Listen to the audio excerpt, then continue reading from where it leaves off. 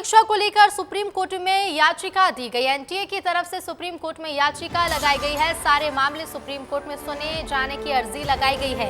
केंद्रीय शिक्षा मंत्री धर्मेंद्र प्रधान का इस पर बयान भी सामने आया।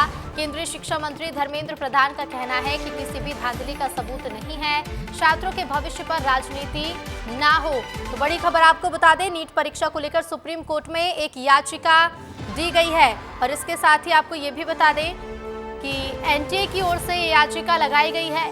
सारे मामले सुप्रीम कोर्ट में सुने जाएं, ये इस याचिका में कहा गया है। और ज्यादा जानकारी के लिए सीधे रुक करेंगे, संवाददाता अमृत हमारे साथ दिल्ली से लाइव जुड़ रहे हैं। अमृत, सुप्रीम कोर्ट में एनटीए ने एक याचिका लगाई है जिसमें जिक्र किया गया है कि सभी मामलों की सुनवाई सुप्रीम कोर्ट में की जाए।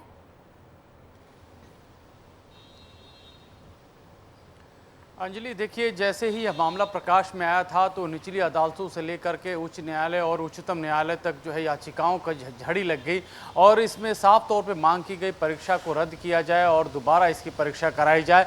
और इसी संदर्भ में देखेंगे पिछली 2 सुनवाइयाँ सुप्रीम कोर्ट में हो चुकी हैं और अभी भी कई मामले सुप्रीम कोर्ट में ही 2 अन्य मामले लिस्टेड हैं। तो ऐसे में ये मांग उठाई गई है कि जो निचली अदालतों के मामले हैं वो तमाम सारे मामलों को उठा करके सुप्रीम कोर्ट में रखा जाए और एक ही जगह पर एक ही बेंच इसकी सुनवाई करे। क्योंकि इससे क्या होगा कि जो भी दिक्कतें हैं और सुनवाई को लेकर के जिस तरह से कॉन्ट्रडिक्शंस बन रहे हैं वो जब एक ही बेंच सुनेगी तो काफ़ी हद तक चीज़ें क्लियर हो जाएंगी। स्टूडेंट्स का मानना है कि उनके साथ कहीं ना कहीं इस पूरे मामले में सही तरीके से जस्टिस नहीं हो रहा है, लिहाजा जस्टिस देने का यही तरीका है कि इस मामले में जल्द से जल्द सुनवाई हो और व्यापक स्तर पर इस पर बहस कराई जाए। अब देखना है कि इस मामले में सुप्रीम कोर्ट की तरफ से क्या आता है कि क्या वह याचिकाओं को एंटरटेन करेगा। लेकिन अभी तक जो सुप्रीम कोर्ट का रवैया रहा है वो काफ़ी हद तक दोनों मामलों को दोनों पक्षों को समझते हुए अपनी जो है डायरेक्शंस जो अभी तक देता रहा है। इधर कोच्चि पहुंचे 45 भारतीयों के शव। कुवैत में हुई थी 45 भारतीयों की मौत। वायुसेना के विशेष विमान से शव कोच्चि लाए गए हैं। तो बड़ी खबर आपको बता दें, कुवैत में हुए हादसे में 45 भारतीयों की मौत हुई थी। 45 भारतीयों के शव अब कोच्चि पहुंचे हैं। तो वायुसेना के विशेष विमान से शव कोच्चि लाए गए हैं। ये आप तस्वीरें देखिए, विशेष विमान से इन शवों को कोच्चि लाया गया है। 45 भारतीयों के शव कुवैत पहुंचे हैं।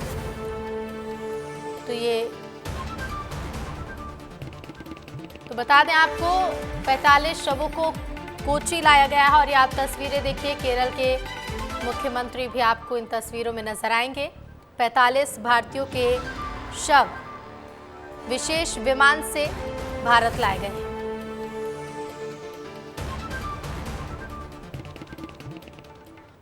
और चलिए आगे बढ़ेंगे, अगली खबर का रुख करते हैं। इंदौर में कथावाचक प्रदीप मिश्रा के खिलाफ लोगों में आक्रोश देखा गया, जहां संतों के साथ महिलाओं ने प्रदीप मिश्रा का विरोध करते हुए पुतला दहन किया। दरअसल कथावाचक पंडित प्रदीप मिश्रा ने राधा रानी सरकार पर टिप्पणी की थी। इसके विरोध में राधा रानी के भक्तों ने प्रदीप मिश्रा के खिलाफ आक्रोश व्यक्त करते हुए सद्बुद्धि पाठ किया और प्रदीप मिश्रा का पुतला दहन भी किया। इस दौरान लोगों ने मिश्रा के पोस्टर का मुंह भी काला कर दिया और कहा कि आने वाले दिनों में यदि प्रदीप मिश्रा इंदौर में कथा करेंगे तो उसका विरोध किया जाएगा। जी, प्रदीप मिश्रा जी ने ऐसा है कि वो अपनी जो कथा करते हैं उस कथा में पहले तो वो मनोरंजन करते थे सास बहू के किस्से सुना कर, लेकिन अब वो इतने अपने आप में घमंडी हो गए हैं कि भगवान को भी नहीं छोड़ रहे हैं। वो हमारी राधा रानी के बारे में बोल रहे हैं कि उनका बरसाने से कोई लेना देना नहीं है, वो बरसाने की नहीं है। राधा जी का कृष्ण जी से कोई संबंध नहीं है। राधा रानी कृष्ण जी का जो प्रेम है वो एक काल्पनिक है। तो हम उनसे ये कहना चाह रहे हैं कि ऐसी काल्पनिक बातें जो हैं वो आपको किसने बताई है? पब्लिक आपके वहाँ आ रही है तो आपको भगवान पूजने आ रही है, आपको पूजने नहीं आ रही है। आप स्वयं को भगवान बता रहे हैं। आप बोल रहे हैं कि 12 ज्योतिर्लिंगों के दर्शन करने मत जाओ, कुबेरेश्वर धाम आओ। जो ज्योतिर्लिंग में भगवान स्वयं प्रकट हुए थे उसी में जाने का मना कर रहे हो, तो मतलब सारे ज्योतिर्लिंग का ठेका आपने ले रखा है कुबेरेश्वर धाम के लिए। खंडवा की ओमकारेश्वर में कथावाचक पंडित प्रदीप मिश्रा के राधा रानी को लेकर दिए गए बयान पर विवाद खड़ा हो गया। तो वहीं इस बीच पंडित प्रदीप मिश्रा से विस्तार न्यूज ने खास बातचीत की और कहा कि 14 बरस पहले कमलापुर महाराष्ट्र की कथा का वीडियो मुझे बदनाम करने के लिए अब तोड़ मरोड़ कर वायरल हो रहा है। उन्होंने कहा कि तथ्यों पर कही बात अब भी अडिग हूँ, प्रमाण देने को तैयार हूँ। तो वहीं उन्होंने इसी बीच अपने बयान पर सफाई देते हुए कहा कि कृष्ण और राधा को अलग बताने का भाव नहीं था। आज हमारे साथ अंतर्राष्ट्रीय कथावाचक प्रदीप मिश्रा जी है और इनको लेकर सोशल मीडिया पर काफ़ी चर्चाओं का विषय बना हुआ है। इनसे हम चर्चा करेंगे। विस्तार न्यूज में आपका बहुत बहुत धन्यवाद। श्री शिवाय नमस्तुभ्यम। विस्तार न्यूज के सभी श्रोता भाई बहनों को हर हर महादेव। देखिए, राधा रानी के प्रसंग पर जो है सोशल मीडिया पर गलत अफवाहें फैलाई जा रही है, गलत विचारों को रखा जा रहा है। हमारे 14 वर्ष पुराने वीडियो को छांट कर काट कर उसको जनमानस में दिया गया। तो पहले तो जो लोग विचार करें कि शब्द कौन सा ऐसा अभद्र कह दिया, कौन सी हमने गलत टिप्पणी कर दी, जो शास्त्रोक्त चीज है वो जनमानस तक पहुंचाने का प्रयास किया गया। दूसरा प्रसंग यह है कि कोई विधर्मी कुछ लोग ऐसे हैं जो भोले भाले ब्रजवासियों को, सहज लोगों को भड़काकर गलत करना चाहते हैं। परम पूज्य प्रेमानंद जी महाराज जी ने अपनी बात रखी। वो तो रसिक संत हैं और ब्रज की एक अच्छी विभूति हैं। उन्होंने जो कहा उनकी बातों को हम स्वीकार करें और हम तो ये कहें कि अगर गुरुदेव बुलाते प्रेमानंद जी महाराज जी तो ये पंडित प्रदीप मिश्रा उनके चरणों में दौड़ कर जाते हैं और उनको सभी चीजें प्रमाणिक तो बताते कि यहाँ से हमने चीज को बोला गया है। किसी को भी मेरे वाणी से, मेरे शब्दों से चोट लगी हो तो मैं क्षमा चाहता हूँ। राधा रानी तो मेरे हृदय में बसती हैं, मेरे मन में निवास है। जिस प्रकार जिन्होंने काट पीट के वीडियो बनाए उनके खिलाफ कुछ मामला अपने द्वारा कुछ मामला दर्ज किया। देखिए, किसी का एक अंदाजा तो है नहीं कौन ने इस वीडियो को बनाया। आजकल सोशल मीडिया का जमाना है, व्यक्ति का चेहरा बदल दिया जाता है, वाणी बदल दी जाती है। तो ये तो सब दुनिया है, सोशल मीडिया का जमाना है और ये सब चीजें चलती रहती है। हम झूठ बोले हैं या गलत कर रहे हैं तो अवश्य दंड दें, कोई मना नहीं है। मूलतः किसी के हृदय को ठेस पहुंची हो तो क्षमा चाहे। तो ये थे हमारे साथ प्रदीप मिश्रा जी। उन्होंने अपनी बातों को कहा है और विस्तार न्यूज तक ये बात फैलाने की बात कही है। इस समय संदीप सोनी, ओमकारेश्वर से। और इसी पर हम और ज्यादा बातचीत करेंगे। इंदौर से संवाददाता पुनीत विजयवर्गीय लाइव जुड़ गए हैं। पुनीत, विस्तार से बताइएगा कैसे ये विवाद शुरू हुआ? कथा का विरोध करने की बात भी लोगों द्वारा कही जा रही है। पुनीत जी बिल्कुल, देखिए ऋतु, अभी कुछ दिन पहले, शायद 2 दिन पहले ही एक वीडियो वायरल हुआ था प्रदीप मिश्रा जी का, जिसमें वे राधा रानी को लेकर कुछ प्रवचन के समय बात कह रहे थे। ये वीडियो जैसे जैसे वायरल हुआ तो उसके बाद बवाल मचता चला गया और जो भी राधा रानी के भक्त थे उन्होंने इस पर आपत्ति लेना शुरू कर दिया। आपत्ति इतनी घोर ली गई है कि कल रात को इंदौर में पंडित प्रदीप मिश्रा जी का पुतला दहन तक कर दिया गया और उनके बारे में जो बातें कही वो हमारे दर्शकों ने सुनी भी है। तो देखिए, विवाद इसी बात को लेकर शुरू हुआ है, लेकिन अब प्रदीप मिश्रा जी खुद विस्तार न्यूज़ पर आकर अपनी सफाई दे चुके हैं। उन्होंने ये भी कहा है कि 14 वर्ष ये पुराना वीडियो है जिसे तोड़ मरोड़ कर, काट छाट कर पेश किया गया है और वायरल किया गया है। हालांकि वो ये भी दावा कर रहे हैं कि उन्हें इस बात की जानकारी नहीं है कि किसने वीडियो वायरल किया है, लेकिन वो चाहें तो पुलिस कंप्लेंट कर सकते हैं और पुलिस पता भी लगा लेगी कि ये वीडियो कहाँ से और किसने वायरल किया है। तो उन्हें पुलिस कंप्लेंट तो करना ही चाहिए। लेकिन देखिए, विवाद तो लगातार बढ़ता ही जा रहा है ऋतु, क्योंकि राधा रानी के भक्त करोड़ों की संख्या में हैं, देश में नहीं बल्कि दुनिया तक में है। विदेशी भी इस्कॉन टेम्पल से हम देखते ही हैं कि कितने विदेशी जुड़े हुए हैं, जो भी मथुरा, वृंदावन और बरसाना पहुंचते हैं, प्रभु श्री कृष्ण की और राधा रानी की भक्ति करते हैं। तो कहीं ना कहीं जो धार्मिक भावनाएं होती है वो जरूर आहत हुई है पंडित प्रदीप मिश्रा जी के इस वाले कथा का जो वीडियो सामने आया है उससे। लेकिन अब शायद विवाद और ये ज़्यादा तूल ना पकड़े, क्योंकि उन्होंने माफ़ी मांग ली है अपने इस बयान के लिए और ये भी बताया कि 14 वर्ष पुराने ये वीडियो है। ऋतु जी, पुनीत, देखिए पंडित प्रदीप मिश्रा तो अपना पक्ष रखते हुए नजर आए भी है। विस्तार न्यूज ने भी उनसे बातचीत की, लेकिन देखिए राधा रानी के भक्त बड़ी संख्या में है और ऐसे में कह सकते कि विरोध आने वाले समय में और बढ़ सकता है। क्या कहना है लोगों का, किस तरह से आगे विरोध किया जाएगा? पुनीत बिल्कुल, देखिए इंदौर वालों की बात करें तो इंदौर में जो राधा रानी के भक्त थे उन्होंने पुतला दहन किया था और चेतावनी जारी की है कि यदि प्रदीप मिश्रा इंदौर आएंगे कथा करने तो उनका विरोध किया जाएगा। ये बातें कही जा रही है। और इस तरह की बातें सिर्फ इंदौर ही नहीं बल्कि देश भर में इस तरह की प्रतिक्रियाएं जो राधा रानी के भक्त थे वो लगातार दे रहे हैं। विशेष तौर पर उत्तर प्रदेश में इस तरह की प्रतिक्रियाएं बहुत देखने को मिल रही है ऋतु। लेकिन अब माफ़ी मांगने के बाद शायद इस पर फर्क पड़ जाए, लेकिन अभी तो यह मामला शांत होता नज़र नहीं आ रहा है और इसको लगातार तूल भी मिलता रहेगा, क्योंकि जो राधा रानी के भक्त थे वो इस तरह का अपमान अपने पूज्य का तो सहन नहीं कर सकेंगे और यह विवाद और बढ़ सकता है। तो आने वाले समय में देखना होगा कि उनकी माफ़ी काम आती है या भक्त अपना आक्रोश व्यक्त करते रहेंगे। ऋतु जी बिल्कुल, इस पर भी सबकी नजर होंगी। फिलहाल पुनीत आपका शुक्रिया जानकारी के लिए। भोपाल के बड़े तालाब में चलेंगे शिकारे, महापौर मालती राय आज इसका उद्घाटन करेंगी। तो बड़ी झील को प्रदूषण मुक्त रखने की ओर एक कदम लिया जा रहा है, लोगों को बेहतर सुविधा उपलब्ध कराने की शुरुआत है। तो क्रूज का संचालन बंद हो जाने से शिकारे चलने का फैसला लिया गया है।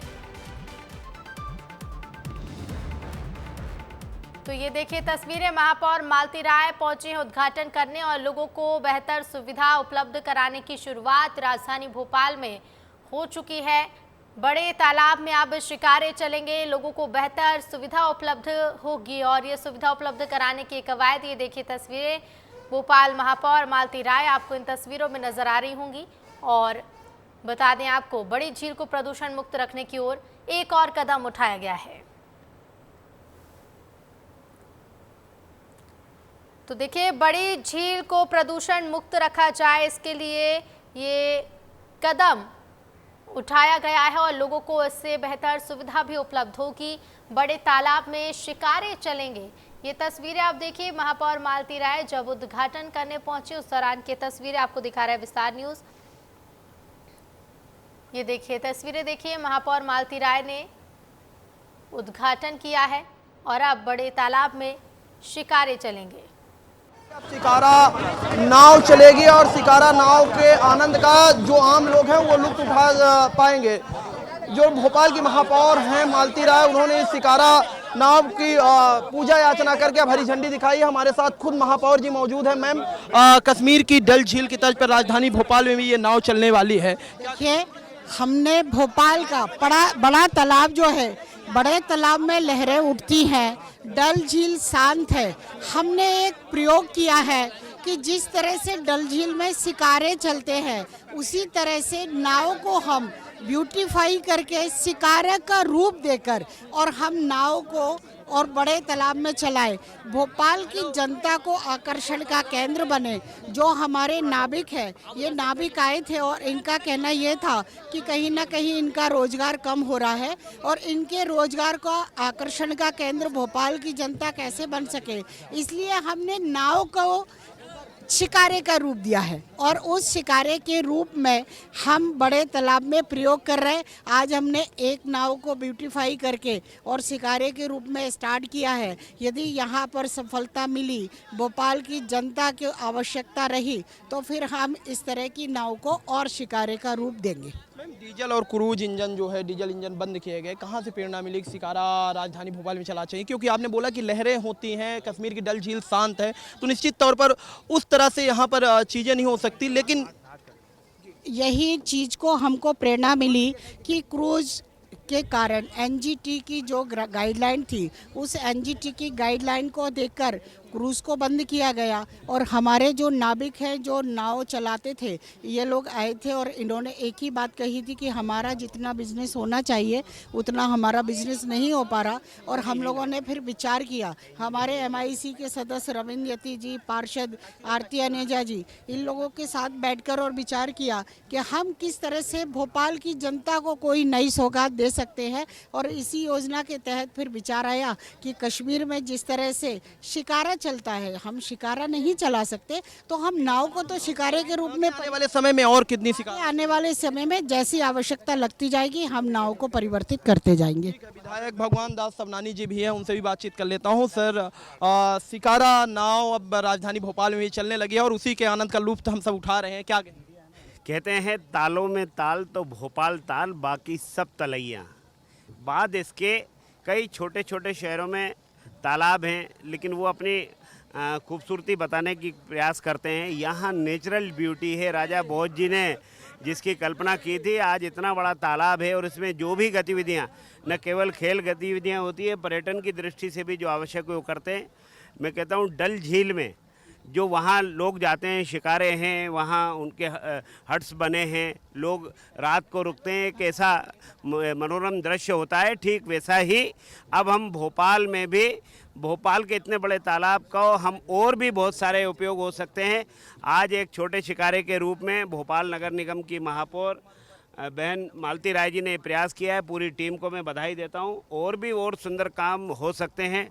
और डल झील से बड़ी झील हमारा भोपाल का बड़ा तालाब है, इसको न केवल संरक्षित रखना, इसको सुरक्षित रखना, बदले में और क्या क्या गतिविधियां हो सकती है। क्योंकि पर्यटक यहां आकर के इतना आकर्षित होता है, उसको भोपाल की खूबसूरती बड़े तालाब से लगती है। तो मुझे लगता है भोपाल नगर निगम के इस सराहनीय प्रयास की हम प्रशंसा करते हैं और ऐसे अनेक काम और होंगे। आज शुरुआत है। बिल्कुल, देखिए अब शिकारे चलेंगे बड़े तालाब में। सूरज, आप बातचीत करते रहिएगा और जानिएगा कि आने वाले समय में और क्या कुछ मध्य प्रदेश में देखने को मिलेगा। और इधर देखिए मध्य प्रदेश में प्री मानसून एक्टिविटी तेज हो गई है और इसी वजह से भोपाल, इंदौर, रायसेन, सागर, छिंदवाड़ा, राजगढ़, सीहोर समेत कई जिलों के मौसम में बदलाव देखने को मिला, जहां हवा के साथ नमी आने का सिलसिला भी जारी है। तो वहीं इंदौर और उज्जैन संभाग के जिलों में कहीं कहीं बारिश हो सकती है। मौसम में नमी होने के कारण बादल भी बने हुए हैं।